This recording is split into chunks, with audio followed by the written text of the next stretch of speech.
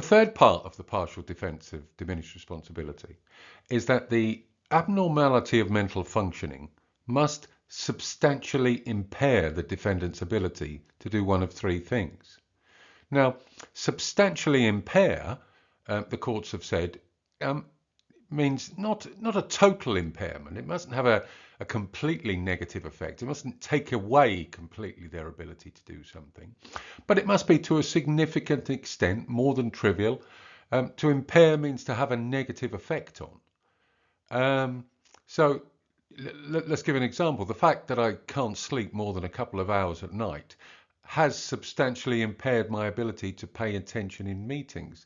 It hasn't taken it away completely, but it has impaired it. It has had a significant effect on my ability to pay attention in meetings. So that's the level of impairment or effect that we're looking for potentially here in order for someone to use the defence. Now, as I said, there are three different things that potentially can be impaired. The first is the defendant's ability to understand the nature of his conduct, and this is really where a person is perhaps delusional or in an automatic state, and they have no idea really what they're doing, and they would have to potentially provide some kind of evidence, and a psychiatrist might be brought in, or a couple of psychiatrists, to determine whether this was the state of the defendant at the time. Or it could be their ability to form a rational judgment has been substantially impaired. People with OCD or people with battered wife syndrome often are unable to think rationally and think what would be the consequences of this type of thing.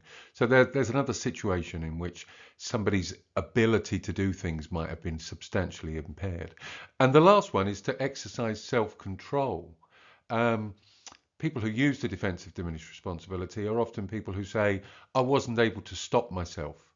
I couldn't stop myself from killing that other person. So these are the three potential options for a defendant who wishes to use the defence of diminished responsibility.